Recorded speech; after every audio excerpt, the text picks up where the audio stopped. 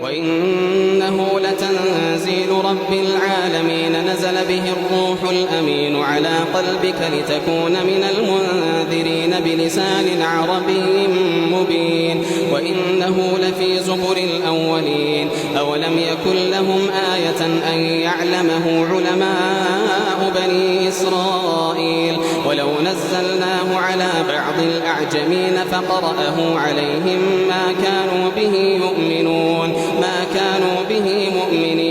كذلك سلكناه في قلوب المجرمين لا يؤمنون به حتى يروا العذاب الأليم فيأتيهم بغتة وهم لا يشعرون فيقولوا هل نحن منظرون أفبعذابنا يستعجلون أفرأيت إن متعناهم سنين ثم جاءهم ما كانوا يوعدون ما أغنى عنهم ما كانوا يمتعون